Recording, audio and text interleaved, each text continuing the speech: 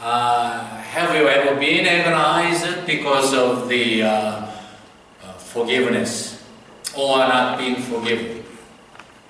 This is really a serious problem, because when Jesus taught us to recite or follow his wonderful example of the Lord's Prayer, he taught us to pray for our physical problem.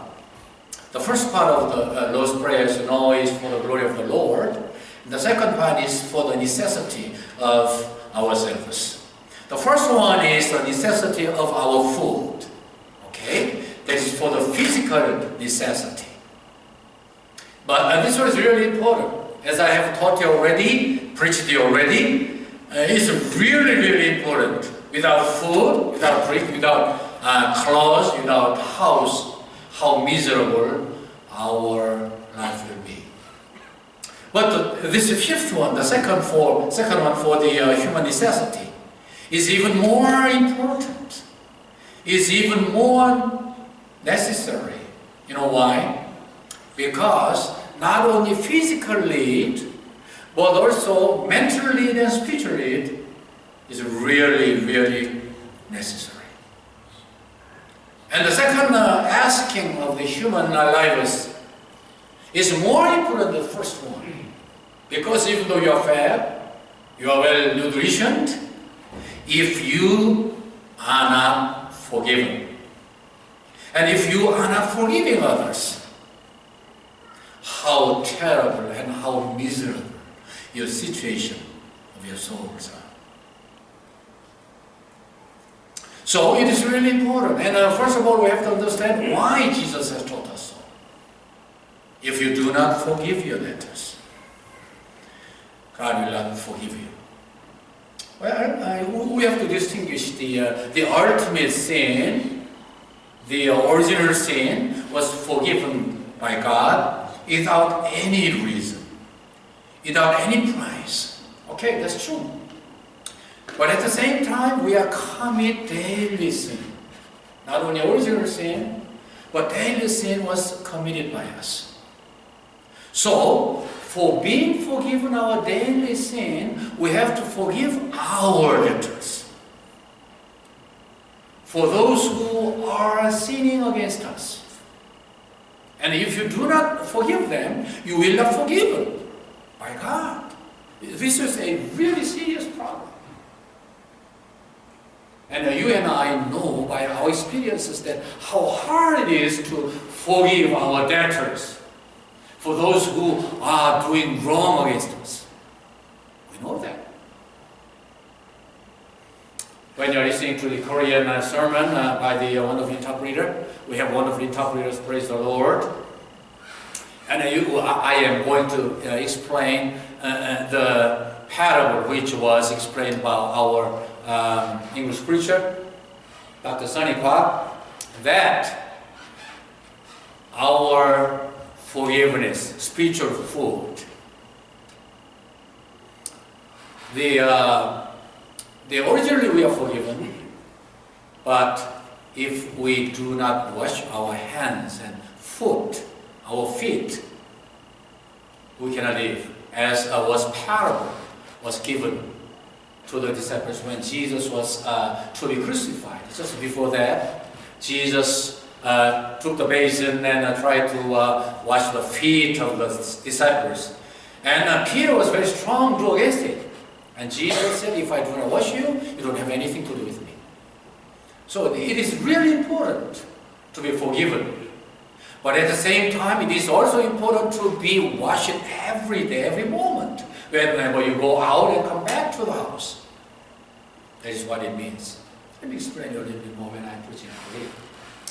And also at the same time, according to the chapter 18 from 22 through 35, Jesus again taught us how important it is to forgive others,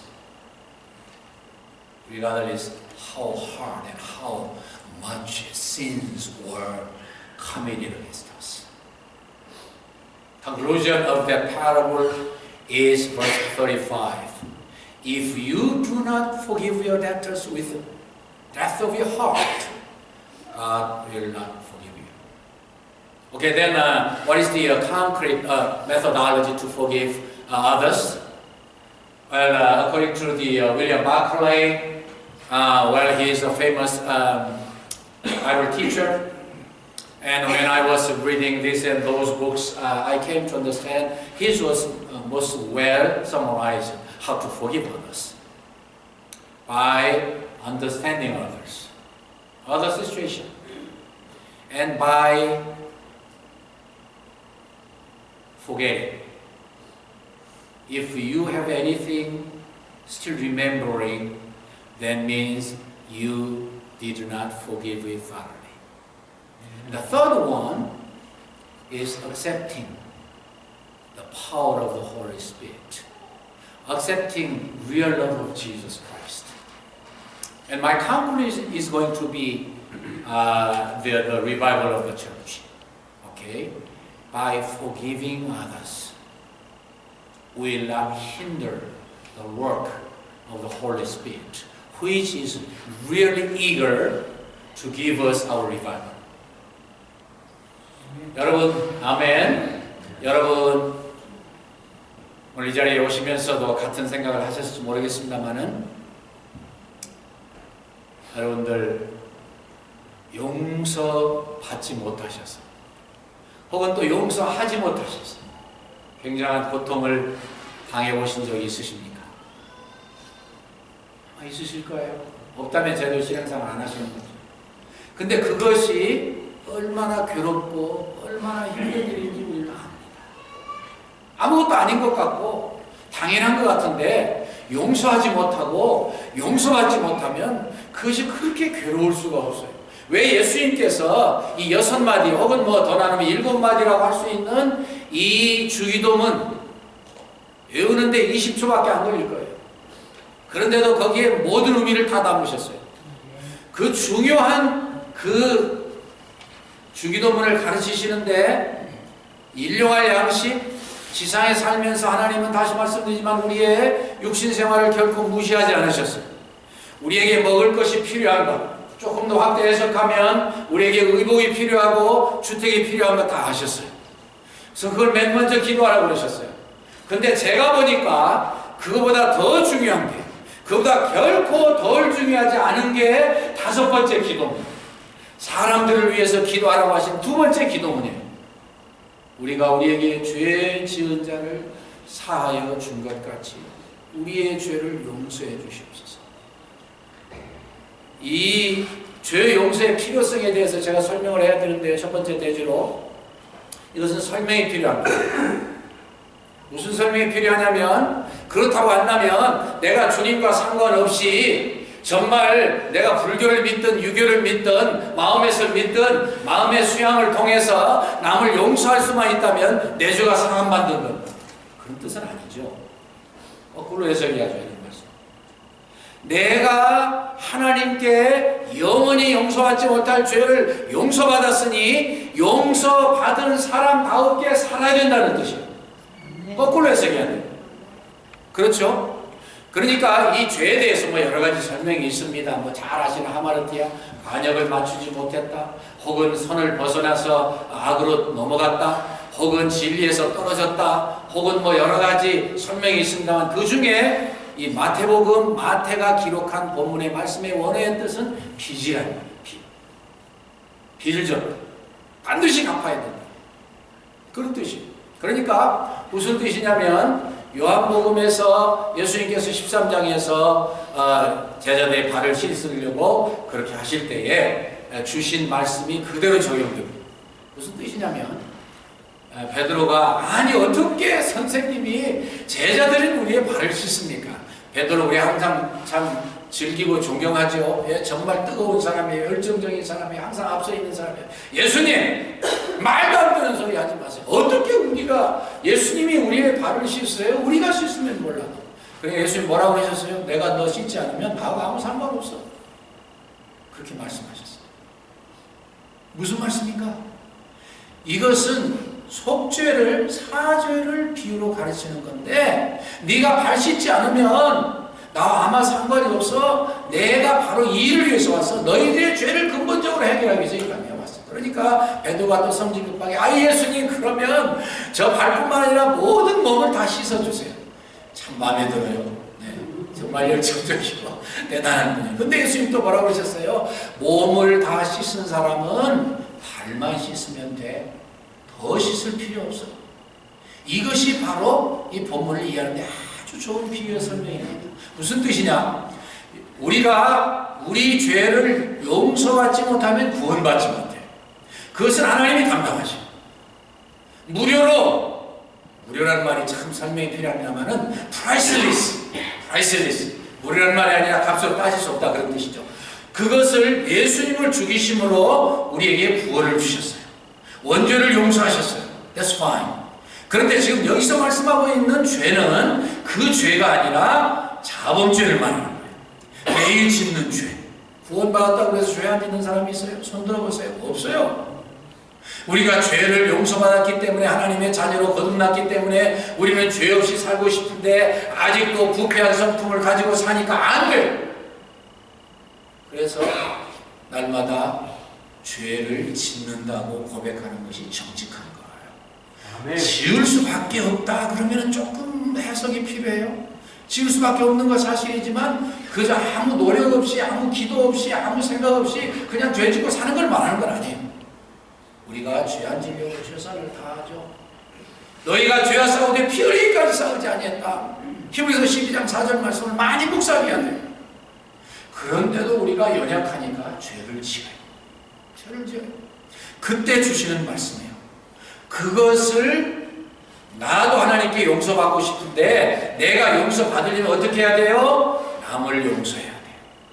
나한테 죄 짓는 사람, 나한테 잘못하는 사람, 나한테 해코지 하는 사람, 까닭 없이 오해하고 죽이려고 하는 사람 용서해야 우리가 용서받을 수 있어요. 이것처럼 어려운 게 어디 있어요? 이것처럼 또 중요한 게 어디 있어요, 여러분? 그래서 예수님은 이것이 중요하다는 걸 당신 자신이 스스로 증거하셨어요. 왜요? 6마디 7마디 가르쳐 주시고 맨 마지막에 일부러 2절에 걸쳐서 14, 15절 말씀에 따로 말씀하셨어요.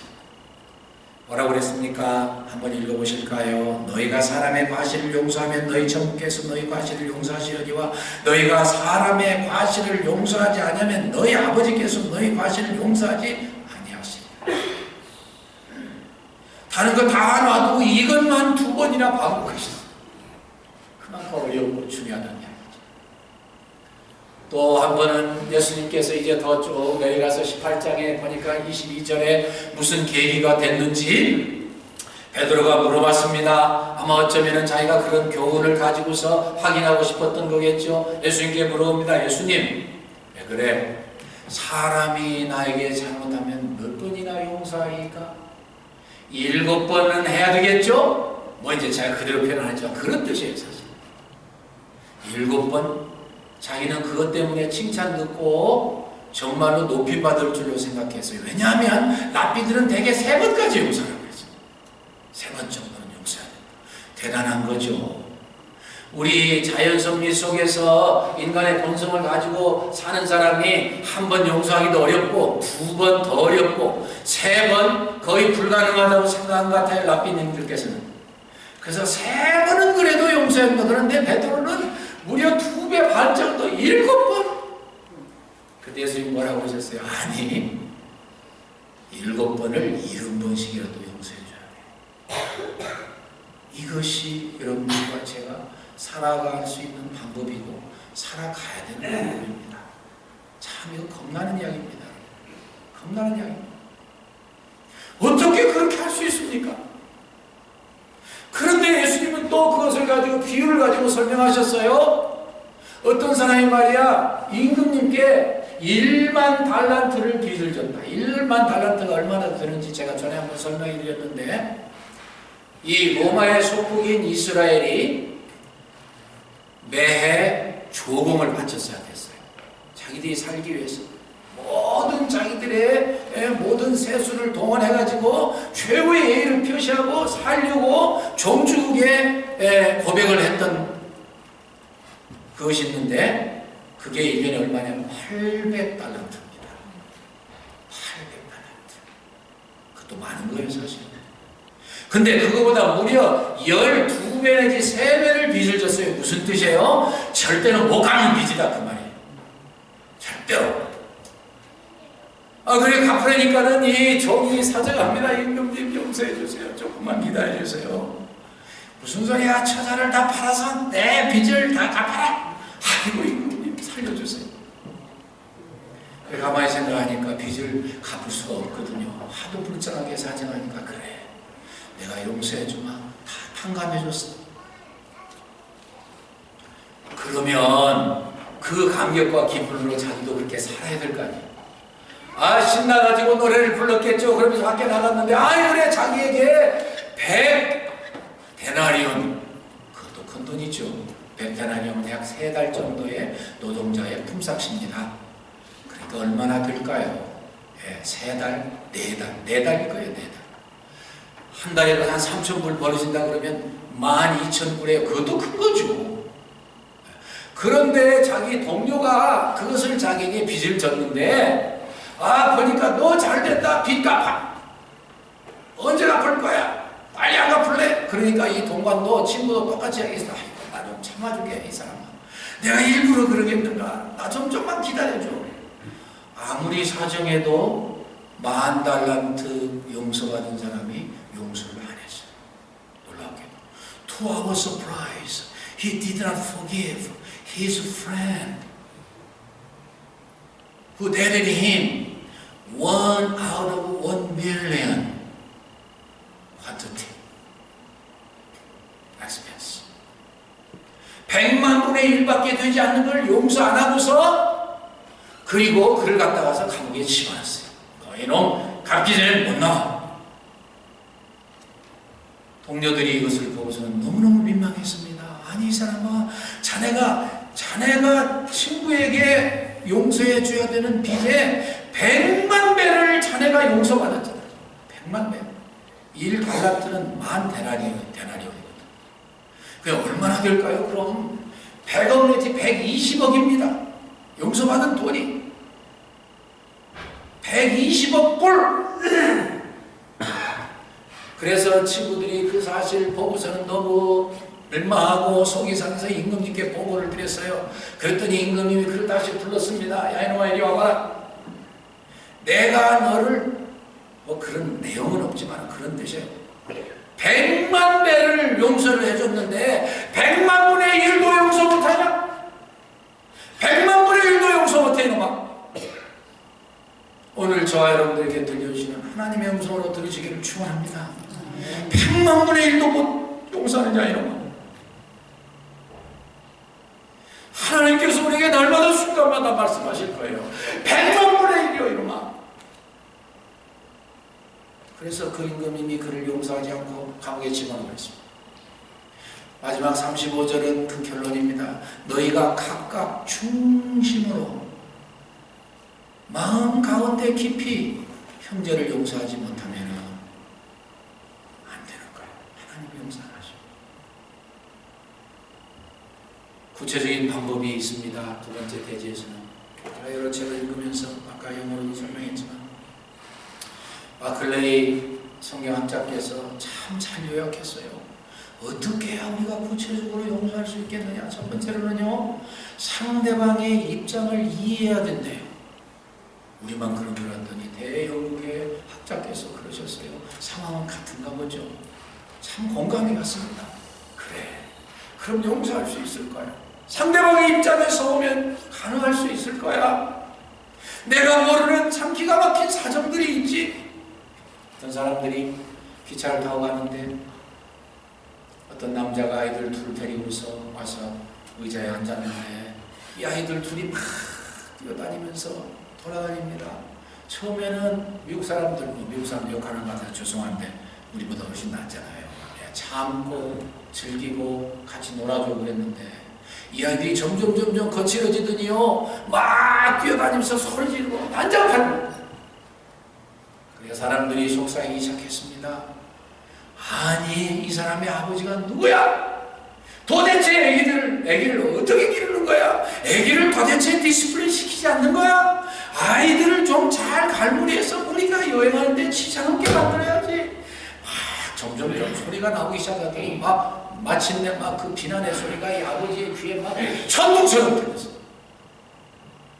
할 수 없이 이 아버지가 일어났습니다. 사람들에게 말씀합니다. 여러 선생님들, 승객님들 죄송합니다. 제가요 아이들을 갈무리해야 되는데 어젯밤에 제가 저 먼 곳에서 제 아내를 장사 지내고 지금 집으로 가는 길에 제가 너무 정신이 없어가지고 너무 피곤해서 잠시 졸고 있었습니다. 잠시 졸고 있었습니다. 사람들이 그만 정신이 차려졌습니다. 아니 그런 줄도 모르고 우리가 당신의 마음을 아프게 했군요. 미안해요. 잠잠해졌어요. 남을 이해하고 보면, 남의 입장에서 보면, 남과 소통하고 보면 이해될 수 있는 게 있다는 거예요. 용서할 수 있는 것이 느껴진다는 거예요. 사람들이 아무 의미 없이 이유 없이 그럴 일은 없잖아요. 저도 자신 없어요. 근데 그분이 하도 잘 가르쳐서 나누고 있는 거예요. 어떻게 해야 남을 용서할 수 있어요? 남의 입장에서 무슨 그럴 만한 이유가 있을 거야. 그럴 수밖에 없는 무슨 이유가 있을 거야. 그래 하나님 앞에서 바로 서니까 그걸 방법에다 더 해보자는 거예요. 두 번째로는 잊어버려야 된다. 잊어버려야 된다. 제가 생각을 해봤어요. 평소에도 그렇지만 특별히 이 말씀을 준비하면서 가만히 생각해보면 저도요 가끔 생각나는 게 있어요. 좋은 기억도 생각나지만 집요하게 생각나는 거 가만히 생각하면 내가 아직 용서 못하고 있는, 용서한다고 하면서도 중심으로 아직 다 그를 완전히 이해하고 용서하고 잊어버리지 않은 것들이에요. 제가 얘기합니다. 하나님 그때 너무 속상해서요, 너무 기가 막혀서요, 너무 어이가 없어서요 아직 제가 마음에 두고 있었네요. 마음은 용서했다고 그러는데 아직 제가 중심으로 용서 못해요. 주님 제가 용서합니다. 잊어버리겠습니다. 진심으로 용서합니다. 세 번째는요, 예수님의 마음을 품어야 됩니다. 성령님으로 예수님의 마음을 품어야 됩니다. 참 어려운 이야기지만 그것이 해답이에요. 그래서 여러분들과 제가 눈만 뜨면 예수님 저 어떻게 해야 돼요? 예수님 안녕히 주무셨어요? 주무실 리가 없는 분이시지만 우리가 일어났으니까. Good morning, Jesus. What do you want me to do today for your glory, for your pleasure? 이렇게 기도하는 거예요.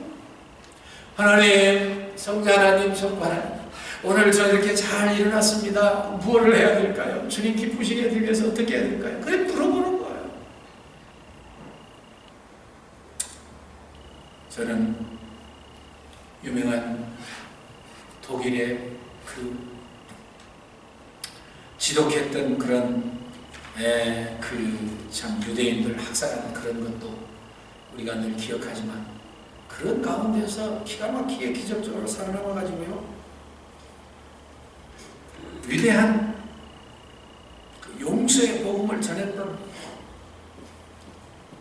고리텐 분교사, 그분이 여러 가지 우리에게 신앙의 도전을 주는 이야기를 많이 남기셨는데, 한 번은 라벤스부르크 수용소에서 온갖 학대를 받은 그 사실을 아마 이야기했는지 못했는지 조금은 이야기했겠죠. 그러면서 내가 당신들을 주님의 사랑으로 용서하니 독일에 가가지고 그랬어요.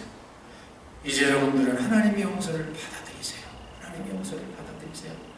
가는 곳마다 성령님의 놀라운 역사를 일으켰습니다. 사람들이 그의 용서의 자세와 그를 통해서 역사하시는 하나님의 용서를 보고서 너무너무 감격스러워했어요. 그래서 간증이 끝나고 설교했겠죠. 끝나고 나서 사람들이 다 줄을 섭니다. 그래서 우리 사람 사람들 그러잖아요. 좀 이 타치, 이 스킨십 같은 게 우리보다 발달되어 있으니까 손잡고 싶은 쭉 줄을 섰습니다. 가는 곳마다 다 그렇게 하나님께 영광 돌리며 기쁨으로 그랬는데 한 번은 어느 곳에 가서 설교를 하고 그리고 마치고 그 다음에 이제 똑같은 방법으로 사람들이 줄을 서가지고 한 사람씩 만나는데 다 그저 용서해주고 안아주고 그러는데 저만큼 어떤 남자가 오는데 아이 그래 그 사람이 누구냐면은 자기를 포로수 용서해서 옷을 벗기고 채찍을 가하고 그리고 침을 뱉은 사람, 그리고 자기 언니 베시가 그 사람 때문에 죽었어요. 이제까지 웬만하면 다 용서하고 사랑하고 이해하고 그랬는데 그 사람을 보는 순간에 속에서 막 이런 게 올라오는데 절대로 용서를 못해요. 절대로 용서를 못하겠는 거예요. 그 얼마나 자기가 용서를 설교를 하고 그리고 간증을 하고 그랬는데 이게 어색하고 힘든 순간이에요. 그래서 하나님께 도저히 못하겠다고 때를 썼습니다. 순간 이 객관적인 시간은 몇 초 안 됐을지 모르지만요, 그의 영혼에 이 너무너무너무 힘든 그 순간, 지옥 같은 순간이 쫙 지나갔어요. 그래 그가 다시 정신을 차리고 이렇게 기도했습니다. 하나님, 저는 절대로 용서할 수 없습니다. 그런데 하나님이 나를 통해서 당신의 사랑을 데몬스트레이션 하시면 내가 용서할 수 있습니다. 하나님 나를 통해서 당신의 용서와 사랑을 나타내 주실 줄로 믿습니다. 그러고서는 그 사이에 이분이 온 거예요. 그를 꼭 껴안아줬습니다. To her surprise, 놀라웠게도 하나님의 사랑의 능력이 그에게 임해가지고 다 용서해 줄 수 있었어요. 그때 고리된 음녀사가 그 순간에 그 감격을 간증하면서 기독교의 진수를 다시 경험할 수 있었다. 하나님의 사랑을 다시 경험할 수가 있었다. 기독교의 진리와 기독교의 능력을 다시 체험할 수 있었다. 간증하면서 살아계신 하나님의 능력으로 성령 충만으로 할 수 있었던 것을 간증했습니다. 아직 한마디만 하고 마치겠습니다. 여러분들이 나처럼 아니면 어느 곳에서 오셨든지 무슨 교회를 섬기시는지 교회가 부흥되고 주님을 위한 사역이 발전하기를 원치 않는 사람 누가 있어요? 근데 그것도 성령님이 하셔요. 우리나라에 만약에 1907년에 부흥운동이 일어나지 아니했으면 일제시대에 절대로 못 겪었습니다. 아니 그거보다 먼저 1904년에 웨일스에서 성령님의 부흥운동이 일어나지 아니었으면 어쩌면 그것이 아주 거리의 부흥운동과 한국의 부흥운동으로 연결 안 됐을지도 모릅니다. 그런데 그런 일들이 이루어지기 위해서 놀라운 고증의 역사가 있는 거 아시죠?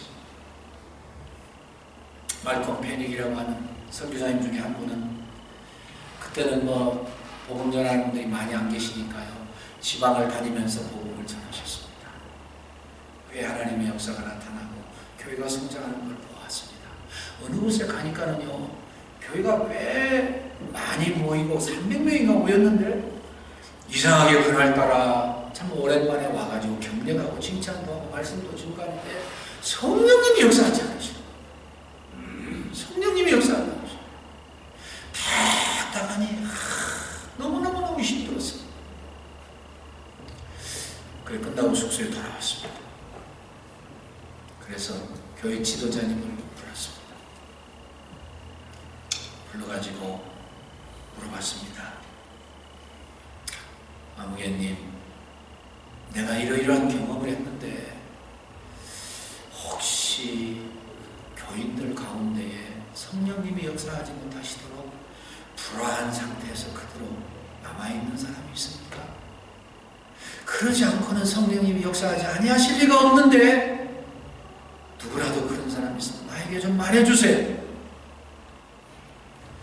그러니까 이분이 놀라웠게도요, 무릎을 탁 꿇더니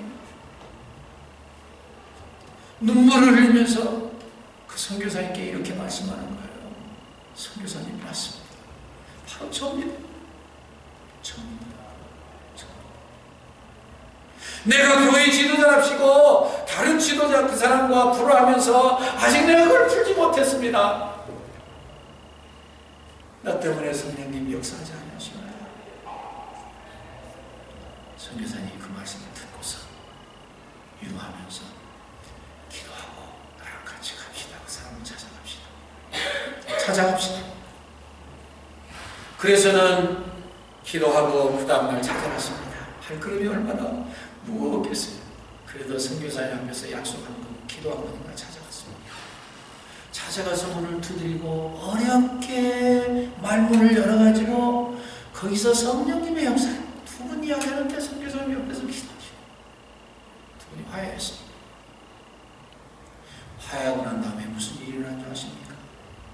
교회에 어마어마한 부흥운동이 일어났어요. 그래서 그것이 평양의 큰 부흥운동의 모체 중에 하나가 됐어요. 한마디 맞나요? 1904년에 웨일즈의 부흥운동은 지금 웨일즈 가면은요 교회들 없어요. 다시 그 교회가 부흥되도록 한국의 참 주일학교 선생님들이랑 가가지고서 부흥운동을 일으키는 기적이 나타나고 있어요. 그 일을 잘 감당해야죠 우리가. 근데 그때 1904년 그때 당시 그때도 역시 마찬가지로 하나님이 부흥운동을 일으키셔야 되겠는데 꽉 막혀가지고서 기도한다는 사람들이 하나님 잘 섬긴다는 사람들이 그러고 있으니까 어떤 자매 그분에게 하나님이 도전하셨어요. 너 이러고 있으면 안 되지 않느냐. 너 이러고 있으면 성령님이 역사하지 못하시지 않느냐. 강하게 도전하셨어요. 살 수 없이 일어나서 오해를 받고 싸우고 풀지 않았던 형제를 찾아갔습니다. 찾아가서 어렵게 말문을 꺼내서 성령님께서 나를 이렇게 책망하십니다. 미안합니다. 용서해 주십시오.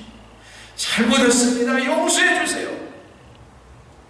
마침내 화해하고 그 자매와 형제가 섬기는 그 교회에서부터 큰 부흥운동이 일어났어요.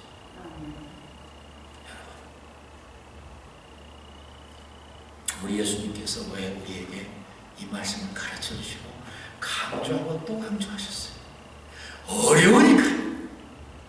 그러나 어려움을 극복하면 하나님의 기적이 나타나기 때문에 이 말씀을 우리에게 주신 거예요. 아멘이시죠? 아멘. 내가 혹시라도 그렇게 해야 되는데 할 자신이 없어서 아멘을 못하는 분들이 계시나요? 주님께 맡기십시오.